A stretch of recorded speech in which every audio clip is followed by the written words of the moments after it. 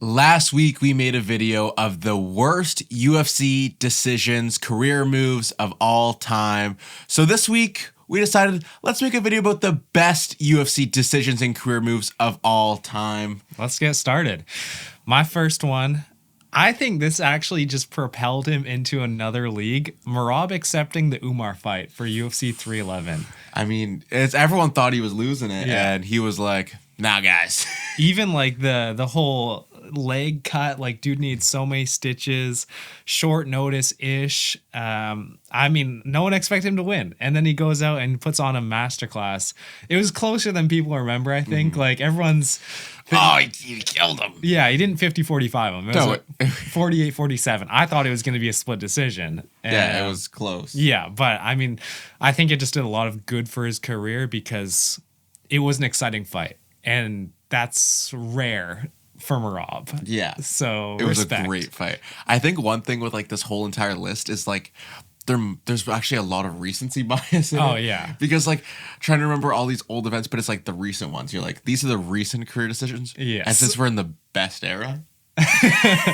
Old heads flaming off in the comments right now. Clap off on me, but 2025 could actually be such a good year though. Like, dude, I was thinking about it the other day about like how so many of these champions that are current right now have like potential to be GOAT in their division. I'm like, people don't want to admit it, but we're in a real good era of Yeah. UFC right now. We're in a really good era. so many super fights could be made this year. Dana, make it happen. Edging. All right, moving on. My first thing, this one had to be here. Alex Pereira makes the move to light heavyweight. He yeah. got knocked out in middleweight, and then he decided to move up to light heavyweight, and he has been unstoppable since he moved up to light heavyweight. Yeah, I had that one as well. Yeah, it's Such a man, he was so unhealthy at middleweight. Definitely didn't have much of a chin down there, and then moving to light heavyweight, it's a whole different career. Mm-hmm. I wonder what his career would have been like if he only started at light heavyweight. I mean, it's not like he fought a ton at middleweight. When No. you have like 4 or 5 fights, Yeah. might even be less. Yeah, I think it was like 3 to get to the title and then the 2. Yeah, so outside 5 fights. Yeah. And so it's like, who knows how big of a difference that really makes for him. But Yeah. yeah, light heavyweight Pereira. Different Which gravy. means heavyweight Pereira. It's even better. Yeah, the best Yeah. is yet to come. Dude, I hope so. I really hope so. All right, my second pick, it's going to be Moicano moving to lightweight / starting a podcast. Ooh. The two combined, it's really just like his reinvention of himself. I know it's another one that's like very recency bias, but you know, he had that long run at featherweight. He's been in the UFC for like 11 years now.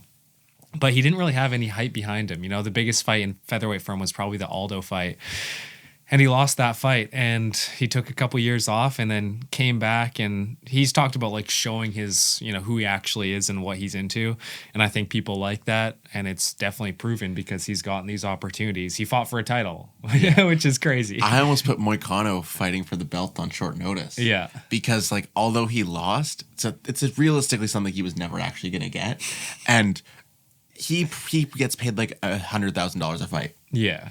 For just the fight, maybe 1-1 for the, you know, if he wins. But like the amount that he made is like 10 fights worth of money. He made That's in true. one fight. Yeah. And no one was expecting him to win. It's not like that diminishes his resume. Mm-hmm. Maybe the style, the fashion, like just instant. Yeah. Just like, It didn't help. It didn't help his resume. like, come on, last a Yeah. little longer. Hey, he knocked down Makachev.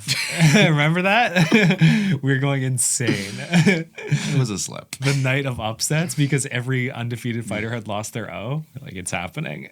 This is if there's a night that it's going to happen, it's this night. Yeah. All right, moving on.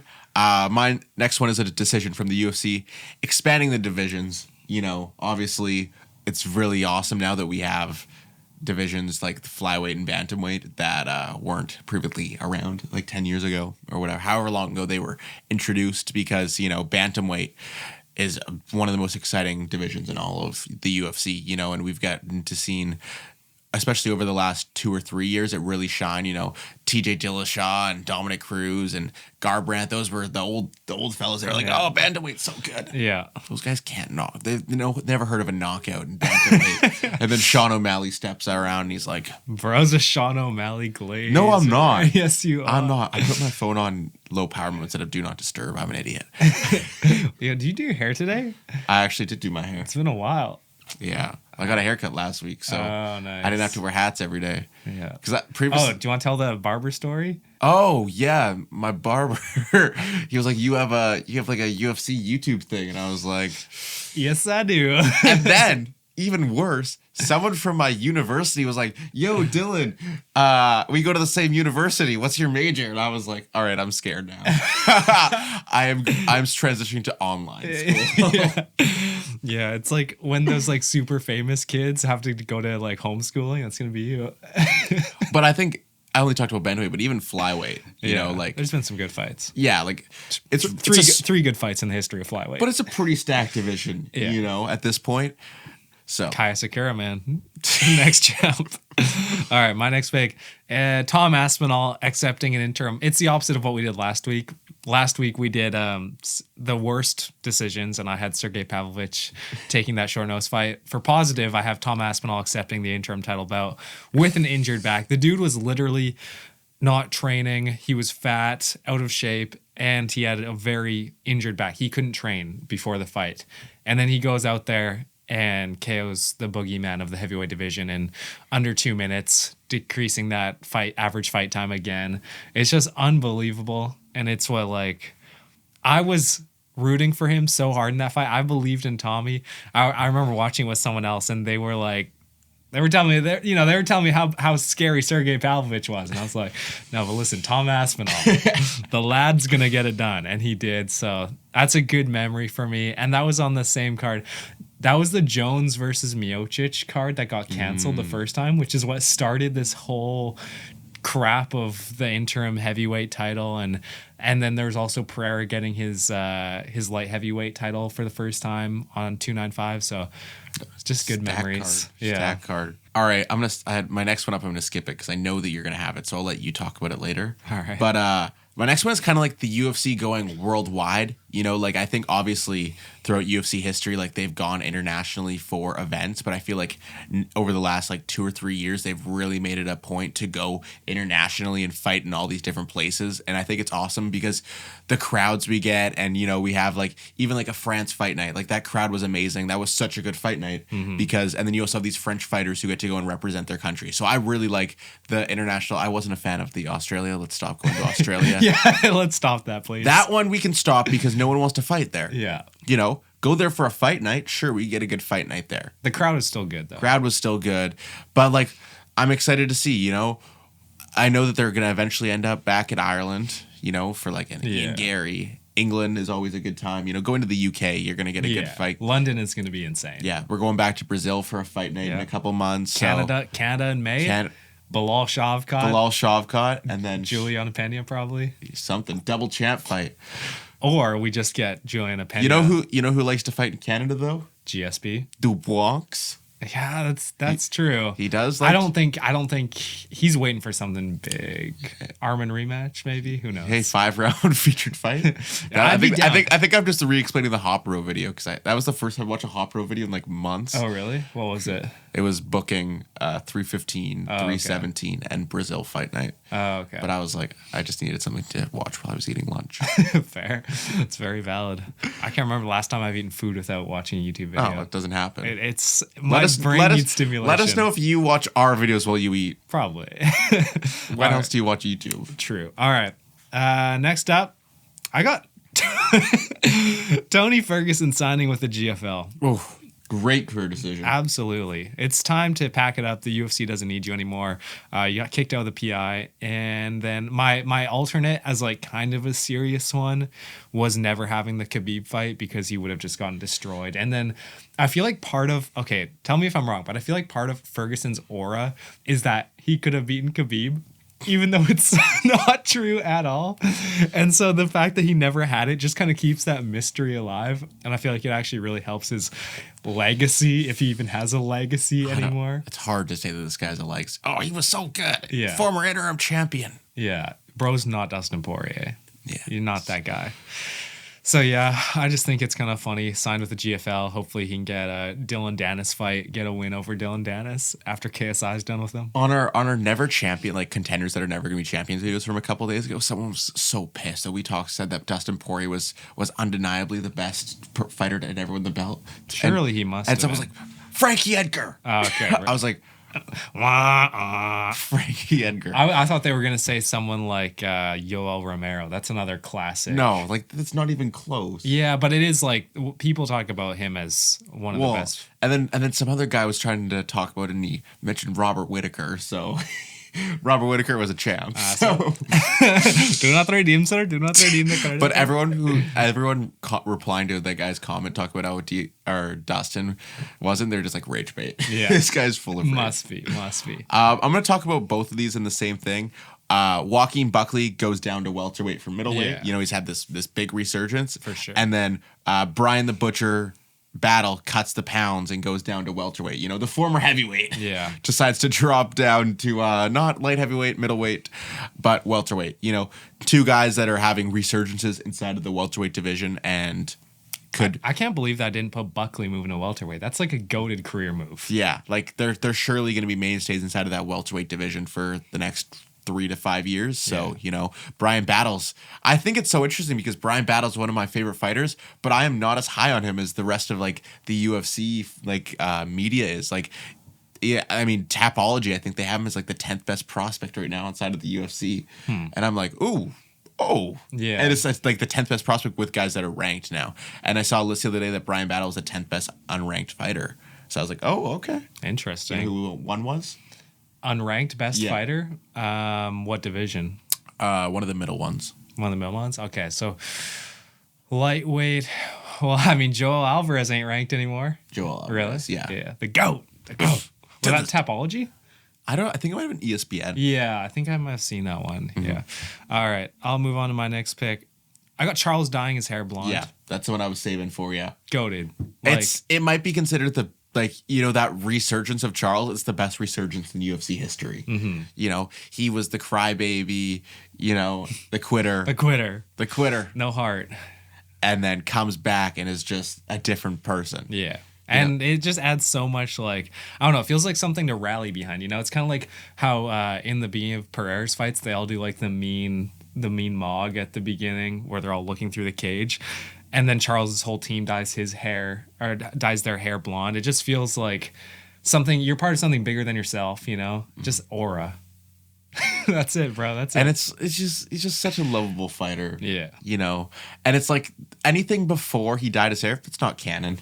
It's so weird how he's like seeing him out of fight camp is like weird because he doesn't have the blonde hair. Yeah. Oh man, it looks so good on him. Yeah. No, did he? All right, my next one. This one's a quick one. I don't know. This one probably didn't even need to be here, but Hooker gets tatted up. You know, very recency bias-esque. I think it'll age real good if he gets the win over Justin Gaethje. Yeah. But like that'd be huge. Tatted Hooker against Gamrot was a different. That is forever like a legendary moment here because of how much we were like so confident in Gamrot. Yeah. And then Hooker was just like, nah. Dude, it's like a bat. I can't believe that fight versus Gaethje's already the next pay-per-view. Yeah. And it does not get talked about at all. No. I've seen no hype about it. Probably because we have pay-per-view or fight night cards the entire every single week. Yeah, it's insane. Like we have for the next 7 weeks or something, we still have pay-per-view and fight nights every single weekend. Yeah. Some would say it's too much. Yeah, and if you don't know all of the different main events for all the upcoming cards, we got a video coming out within a couple days. So, subtle plug. All right. Can't stop, won't stop. Next fighter? Yeah. Is it your turn? Because I did Charles Blonde. I went Hooker gets tatted up. Okay. All right. Well, then I have Dustin moving up to lightweight. Yeah. Bro was malnourished. I almost combined like a few of them. Like, I know, like there's Dustin so many. Charles and Yeah. I think... Oh, sorry. Oh, and then also Moicano. You know, those are like 3 big ones that all moved up. It feels like that move from featherweight to lightweight is just like such a successful career move. Yeah. Who knows if it'll be good for Max? And Ilya. And Ilya. They're all moving up. Yeah. They're jumping ship. It's like an evolution. Yeah. It would be interesting to see like Charles at featherweight now. Like, would that even be possible? I feel like as you get older, your body matures naturally. So it might just be like a natural progression. But Dustin had quite a few fights at featherweight, like quite a few fights, because he was pretty young when he joined the UFC. And looking at like how thin his face was, like he literally had a diamond for a jaw. That's probably where the name came from. Diamond chin. Yeah, exactly. And then it got cracked. I saw like some video talking about how Dustin got really pissed off after the Justin Gaethje fight because they talked about how Herb Dean hit him with the people's elbow. Yeah, that's hilarious. Boom! The Herb Dean slide is a classic. That's one of the most legendary Herb Dean slides too. Yeah, also, call me crazy, but I've been thinking about Ilia Topuria moving up to lightweight, and if he does need like a fight before Islam, if he had to take a fight before Islam and he got that shot at the belt, Poirier, I think, would be the toughest matchup for him. Because they're almost like mirror matchups for each other, and Poirier is a southpaw. I low-key feel like that would be a very difficult matchup for Topuria. Yeah, I think so too. But it's interesting, like even Patty said that he has worries about Ilya struggling at lightweight just because he's such a small, like he's so short. Bro, Patty hates Ilya. Yeah. Do not take what he says to be true. But he is a short. Yeah. He's 5'7". Mm-hmm. And you wouldn't think he's 5'7", like he doesn't give 5'7". Yeah. But he's a little guy. Yeah, but so is Volk, and Volk did good, so. How many wins does he have in lightweight? Okay. Well, he put up the best chance against the champion Islam Makhachev, except for Martin's when he Martin's KO'd Makhachev. Early stoppage. It is actually an early stoppage. Bro, he's out cold. All right. My next one. Holloway trademarks the stand and bang. You know, he makes it his signature move, you know, because it's kind of like transcended UFC, but it's also like it now became Holloway's thing. And like, if he didn't do that stand and bang, he probably doesn't knock out Gaethje, and he doesn't have all this aura, all this hype. He would have just gotten the decision win for the BMF belt. Well, even just that one moment, like not even the stand and bangs throughout the years, but that one specific moment at 300, for him deciding to do that on 4 rounds up. Different, bro. Different. He's like, Gaethje ain't got no power. Yeah, it's risky too because he could have been knocked down. Yeah, I don't think knocked out. He could have been knocked down though. I just don't see Gaethje putting out Max in a. Gaethje was throwing like this, bro. It's not gonna happen. Maybe Rolling Thunder could have put him out. You want to hear something? So I was at Castle Fun Park the other day. All right. And I almost set the high score on the punching. Oh my gosh. Yeah. Yeah, and people love to talk trash about how we have no idea, but I almost set the record. Wow. Like how close? Like I was like a couple 100 points off. A couple 100 points off? Yeah. Don't they only go up to 1,000? No, 10,000. Oh, okay. I was in like it was like the high score was like 9,800. I was like 9,005 or 600. Okay, boss. Is there video proof? I can put in the video. Maybe. If you can find video proof, I'll put it. I might have to go back there. You'll never be able to repeat the same score. I think I would. Yeah. Well, I mean, you did play baseball for a long time. But it wasn't a swing. It was an actual punch. Yeah. So. But still, like, you know, you got that hip generation power. I do have videos of me playing the baseball game. there's a live photo of me slanging that thing. Is it Big Dylan? Is it Chunky? No, it was 2 weeks ago. Oh, okay. Oh, so Big Dylan. Okay, I got GSP waiting for Bisping to become champ and then moving up and then instantly retiring. Like he waited for a champion that was like super weak compared to the previous champions and then just said, I'm out again. Just retired after becoming a double champ, which I think is smart because I don't think he would have won many of those fights other than Bisping. If he stayed in the division, he didn't really look that good against Bisping, even though he did get the win. So I think it's just smart. It cemented his legacy as a top 3 GOAT of all time. And because if he hadn't have done that, he would have been the welterweight GOAT, but not a double champion. Yeah. Which diminishes a little bit, you know, like maybe Islam would already be ahead of him. Yeah, true. My next one actually in chronological order. I don't know if it's chronological order, but like order, I have it on my phone. Yeah. GSP comes back in middleweight. You know, I think it's a great career move because it worked out. If it didn't work out, would have been on the other video, but it worked out because he fought Bisping. Yeah. It was funny when Strickland passed Bisping for most significant strikes, and he was like, shucks. I was like, Bisping had the most significant strikes in middleweight history. Yeah, that's wild. This guy was junk. I know. Well, it's because he couldn't put anyone out. He just had to keep little pitter patter. Yeah. No, it's a good pick. I'll go again then. I got Pereira not wanting a trilogy fight with Adesanya at 185. You know, like I'm sure the UFC, I'm sure wanted that to happen because it would have been another Yeah, it was boom, massive boom, boom. fight. Yeah, 3 massive fights in a row for middleweight. I'm sure they would have loved that because, let's be real, Strickland didn't deserve that shot. No. So they could have easily just held up the division a little bit longer. But I don't think it would have been good for Pereira's career. I don't think it would have been good for Izzy's career, really. You know, they've gone their separate ways. I don't feel like we've missed out on anything that fight didn't happen. People I see a lot of people talking about, oh, if Pereira loses Ankalaev, they could match up Izzy and Pereira at 205. I don't really care. I don't want to I don't need to see that. I think I think I'd want just for the vibes of it. It's like Pereira versus Adesanya. Yeah. You'd want to see that, but it's at the same time it's like I don't care to see this. No.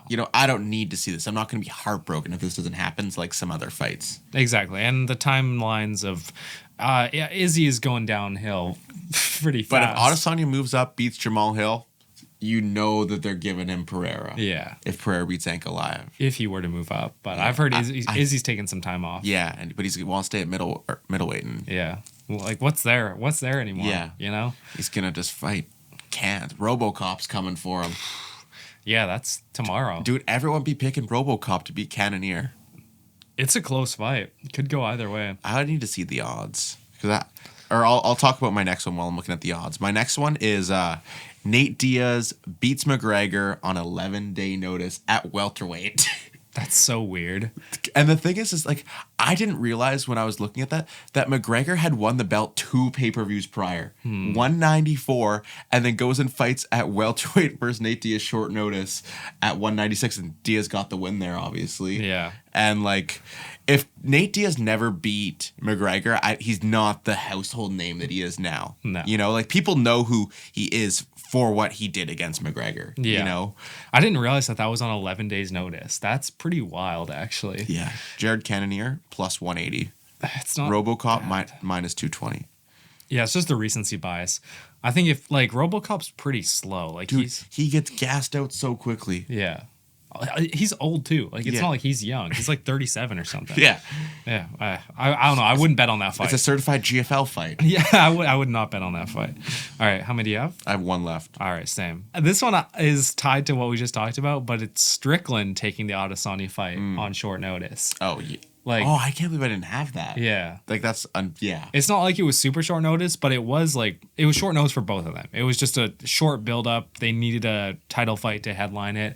Obviously, Izzy takes any fight. But Strickland, he was ranked 7 at the time, I believe, and this literally changed his career. I don't think he's ever champion if he doesn't get this opportunity. No. Because then you would have had Dricus and Imavov coming up again and Hamzat. It's just killers. He still would have been 1 or 2 fights away, and then by then it's so crowded now. Yeah. Yeah. It's a crowded top of middleweight. And he probably has to fight down as well, like a Kaio or someone. Mm-hmm. Those are all tough fights, so he got it done against a good stylistic matchup for him. It's also, I'm sure you've seen all this stuff with Eric Nixick talking trash about Sean. It's kind of weird, your own fighter. Yeah. I get that you're mad. But it's also I don't think Sean put up a bad performance. He just literally fought like Sean Strickland. Yeah, and that's how he's going to fight every single fight. Exactly, dude. And now we're at the point where I think the thing that the reason he was able to beat Adesanya was the fact that there was so much unpredictability. We didn't know what Sean was, but now that we've seen that same game plan in 3 championship fights now, how do you not game plan for it? It's literally the exact same thing. Mm-hmm. You just have to avoid the jab. Yeah, basically. Dricus shut him down completely with offense. So I think it'll probably be tough for Strickland to win another high level fight because he's gonna have to reinvent himself. Exactly, and I think he's such a stubborn guy that he's gonna struggle with that. Yeah. Mighty Mouse and MMA Guru were talking about this on their podcast together, which was a really good episode. Actually, I actually did see some clips from it. Yeah, very good. And they're just talking about a guy like Sean, who's at the highest level where his style has worked for so long. He's not the type of guy who wants to spend 8 weeks, 10 weeks, months training jiu-jitsu and easy, simple moves, but just building up a foundation. Mm-hmm. He's just not that type of guy. And barely anyone is because you've developed such a high level at one thing that's I want to keep doing this one thing. It's tough to be a beginner again. I think too with Sean is like it would be worthwhile because he's still young-ish. You know, Yeah. he's not old. You think that he's like 35, 36. He's not. He's early 30s. Like, Yeah, I think he's 34, I think. I swear he's 32 or 30. No, he's 33 or 34 for sure. Well, he's still got time left. Like, Yeah. he doesn't look old. No, and he fights like conservative, so it's not like you would he's- think that he probably has 2 high-level years left. Yeah, I would say so. At least. So, Yeah. all right, my last one. And this is a feel-good story for an absolute plumber. But Bisping takes on Rockhold on short notice in the rematch to win the middleweight belt. You know, it was like 2 or 3 weeks notice. So like a proper amount of short notice. You know, it's not like the week of. You know, Yeah. like those are always tough. But like he had 3 weeks to go out there, train for Rockhold. There was so much beef between those two after their first fight, and then like Bisping getting to come out on top in the rematch to win the belt. A guy who probably most people thought was never going to win the belt. Yeah. And then he got it done. I still don't believe he won the belt. Yeah, his moment. I think it's CGI. AI generated. Dude, this UFC Seattle card fell apart so Oh, hard. jeez. Brutal, man. 6 fights got pulled. My boy Curtis Blades versus Rizvan Kuniev got canceled. It's going to be looking like a certified episode of the Contender series. Honestly, yeah. Let me know how Kennedy and Chukwu. Oh, wait, never mind. I always forget that Tafa wasn't ranked in heavyweight because he just assumed that he would be ranked because there's no fighters and they all suck. And I was Yeah. like, oh, Teixeira's probably ranked 10 now. And I was like, oh, wait. Dude, No. I could see it. I could honestly see it. They could move him up for Dude, no reason. and Chukwu just gets added like Yeah. randomly. And he's beaten no one good. No. Yeah, his last one was I think he's only had 2 heavyweight fights. and his last fight was Lucas Brzezinski, I think. Yeah. I would say The that Chris Barnett win. oh, that's big. I would say that the Justin Toffa win is honestly better from Teixeira. Yeah. Honestly. the- But the UFC's like, can we really rank this? Yeah, they want to. I feel like they want to have him as a prospect. Yeah, I know. You know? But it's like when you only have 30 fighters on your heavyweight roster, half of them are ranked. yeah. The UFC's a joke, man. Heavyweight? Yikes. All right, that's going to wrap it up for us today. Make sure you guys go down to the comments. Let us know what you guys think the best career decisions of all time are. While you're down there, make sure you guys are liking and subscribing. And I'll see you guys next time. Peace. See ya.